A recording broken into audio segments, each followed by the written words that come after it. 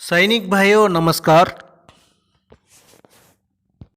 ये हमारा एक सपना था और राठौड़ आ नहीं रहा था।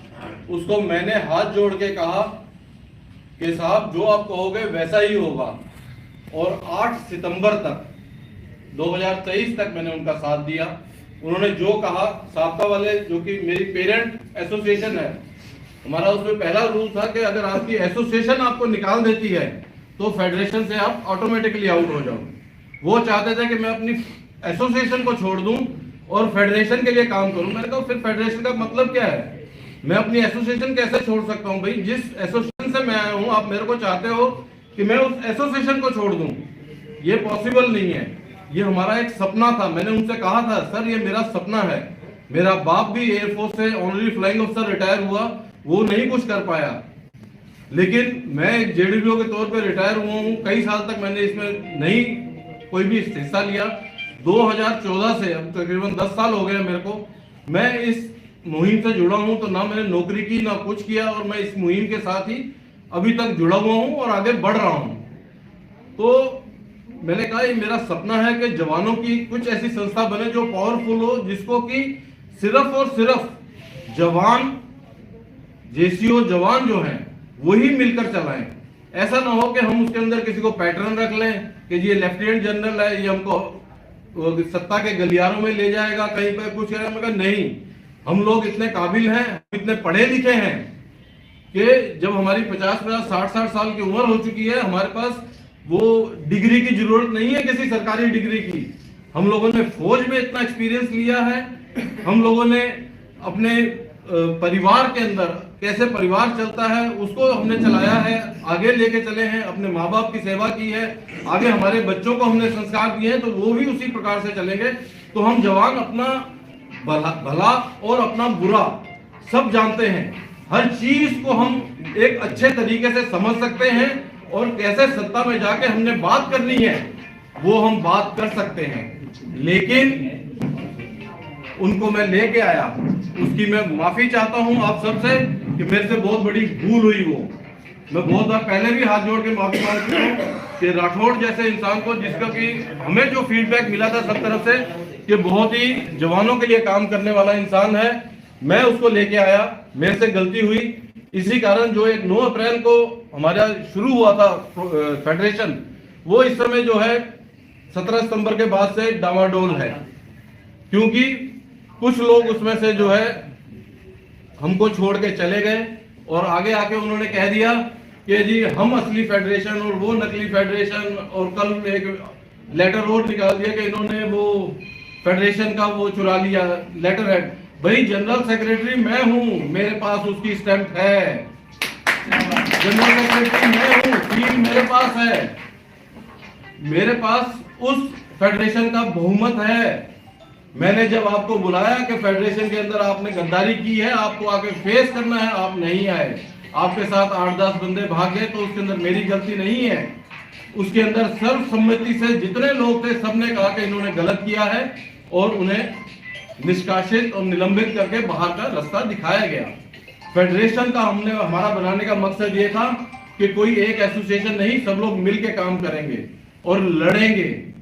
वो संस्थाएं कभी कामयाब नहीं हो सकती जो ये सोचती हो कि हम सिर्फ पत्र लिख के सरकार को दे दे, अपने जवानों को उसकी कॉपी बांट दे कि भाई लोगों हमने लेटर लिख दिया है।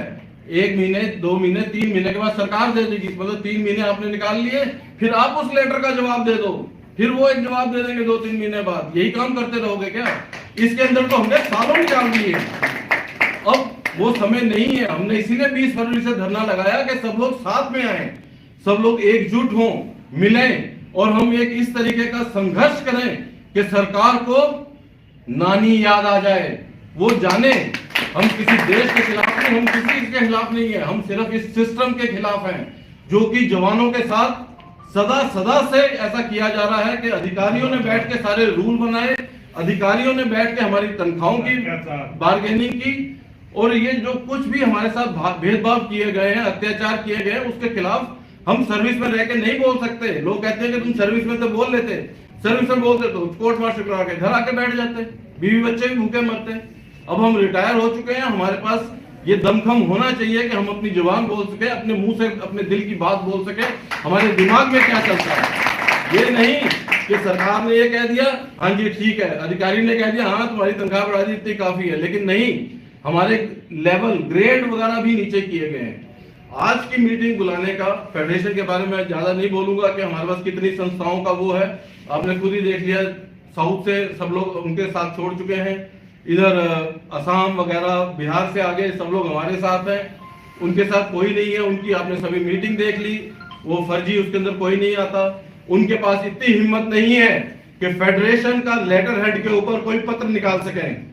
अभी 2 दिन पहले ही मैंने पत्र निकाला है फेडरेशन के लेटर हेड पे अपने साइन से, फेडरेशन की सील के साथ, उसके अंदर हक नहीं है, उसका जवाब दिया है, नीचे नाम नहीं, ऊपर नाम नहीं, नीचे अपना नाम नहीं लिखा है। ऐसे तो कोई भी किसी को गाली दे देगा, आप लिख दो कि फेडरेशन ऑफ वेटरन एसोसिएशन और नीचे मेरे नाम से इतनी गालियां लिख के डाल दो, नीचे आपने नाम तो लिखा नहीं, अपना नंबर लिखा नहीं, कोई कॉन्टैक्ट नहीं दिया, मेरे को गालियां दे लो, कोई दूसरा उठाएगा वो कर लेगा। नहीं, हमारा ये मकसद नहीं था, हमारा मकसद था इंक्लूसिवनेस, सबको साथ लेके आना। इसके अंदर ये नहीं कि साबका अपनी मर्जी चलाएगी, और साबका ने कभी मर्जी नहीं चलाई। साबका ने अपना प्लान दिया तो इन्होंने साफ कह दिया कि उनको बोलो अपने आप कर लें। जब एक हेड संस्था है जिसका प्रधान ये कह दे कि मेरी मेंबर संस्था अपने आप जो करना चाहती है कर ले, तो फिर उसका मकसद क्या था उस फेडरेशन का? वो फेडरेशन तो उसी दिन टूट गई कि अगर इन्होंने संसद घेराव करना है अपने आप कर लें, हम नहीं इसके साथ। तो इससे मतलब तो ये हो गया कि आप बात नहीं करना चाहते उसके ऊपर, कि सबको बैठ के बात करो कि बाकी के संगठन क्या कह रहे हैं, एक अध्यक्ष ही अपने आप बोल दे।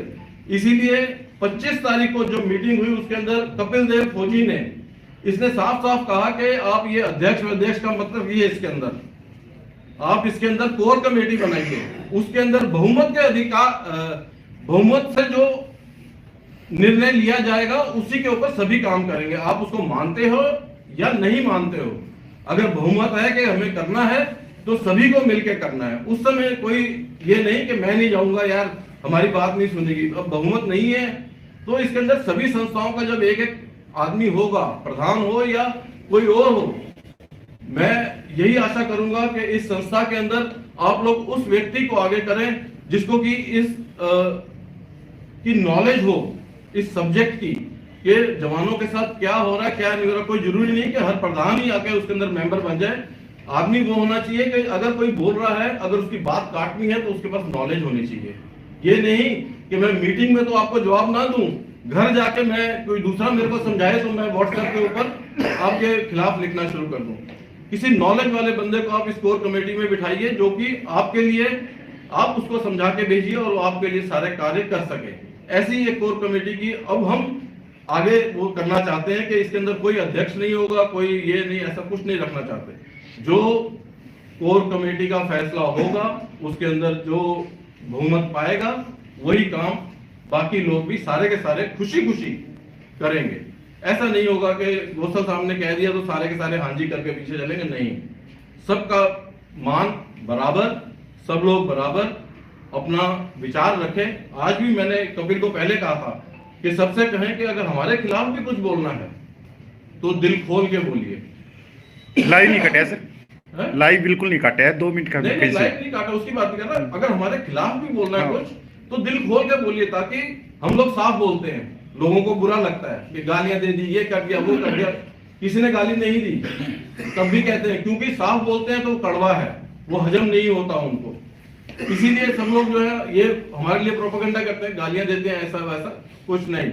अब आपके दिल में अभी भी कुछ है, मैं अभी बैठ जाऊंगा यहाँ सामने बैठ के बात सुनूंगा और इन सबको भी सुनना पड़ेगा। कोई मुंह भी खोल जाए आपको जवाब दे जाए, ताकि आपके दिल में कोई बात नहीं रहनी चाहिए।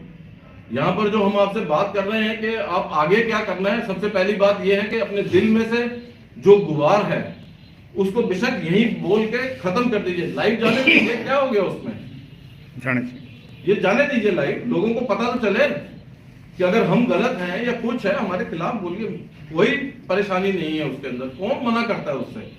हम अपने आप को सुधारेंगे ना, अगर हम गलत हैं हम अपने आप को सुधारेंगे, हम सही रास्ते पे चलने की कोशिश करेंगे। क्योंकि कोई भी अपनी माँ के पेट से सीख के नहीं आता।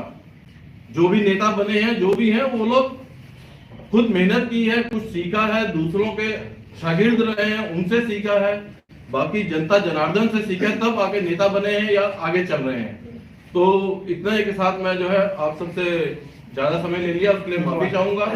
अगर कोई गलती या कुछ किसी के लिए कह दिया हो तो मुझे माफ कीजिएगा। इसके ऊपर एक छोटी सी बात कह रहा तलवार साहब आज की ਅਸੀਂ बगला साहब से ਅਸੀਂ कसम खा के जावांगे, ਅਸੀਂ कसम खा के जावांगे, ਅਸੀਂ जो भी अपने बच्चे जो भी अपने आपके साथ लेके आवांगे। ਅਸੀਂ बहुत धक्के खाते हैं, जब तस्वीर सकते ਅਸੀਂ पैरों च रुड़ गए, पर साडी किसी ने सुनी नहीं है। साडी तलवार साहब किसी ने नहीं सुनी, सानू सही कदम नहीं मिलिया, सही दिशा ਦੇ ਨਹੀਂ ਕਿਸੇ ਨੇ ਖੜਿਆ। ਇਹ ਸਾਨੂੰ ਦਿਸ਼ਾ ਤੱਕ ਅੱਜ ਲੈ ਜਾਂਦਾ। ਆ ਜਾ ਧੱਕੇ ਨਾ ਖਾਣੇ ਪੈਂਦੇ ਜਿੱਥੇ ਵੀ ਆਖੇਗਾ। ਤਲਵਾਰ ਸਾਹਿਬ ਤੇਰੇ ਨਾਲ ਪੂਰਾ ਪੰਜਾਬ, ਮੈਂ ਤਰਨਤਾਰਨ ਜ਼ਿਲ੍ਹੇ ਦਾ ਐਕਸਮੈਨ ਲੀਗ ਵੱਲੋਂ ਤੋੜ ਕੇ ਪੂਰੇ ਕਰਨਲ ਨੂੰ ਅਸਤੀਫਾ ਦੇ ਕੇ ਮੇਰੇ ਨਾਲ ਮੇਰੇ ਭਾਈ ਜੋ ਐਕਸਮੈਨ ਲੀਗ ਵਾਲੇ ਸਾਰੇ ਝੁਕੇ ਅੱਜ ਪਾਰਟੀ ਦੇ ਵਿੱਚ ਆ। ਬਾਪੂ ਪਰਮੇਸ਼ਰ ਕੋਲੋਂ ਬਾਪੂ ਪਰਮੇਸ਼ਰ ਕੋਲੋਂ ਕਿੰਨੇ ਬੰਦੇ। सैनिक भाइयों, अपना सूबेदार साहब ने बताया जो फेडरेशन बना था वो मेरा वजह से ही बना हुआ था, मैं ही पूरा सपोर्ट किया था, उनको लेकर आया था बोलकर, उनका गलती बोलकर पूरा को माफ़ी भी मांगा है। लेकिन माफ़ी नहीं मांगना चाहिए, सूबेदार साहब है क्यों माफ़ी मांगेगा? जो गलत किया वो तो किया, अच्छा बंदा बोलकर लेकर आया, लेकिन वो गलत किया, वो गलत उसका दिल में क्या है हम लोग को पता नहीं होता है। ओके फ्रेंड्स, नेक्स्ट वीडियो में मिलेंगे। जय हिंद, जय भारत, भारत माता की जय।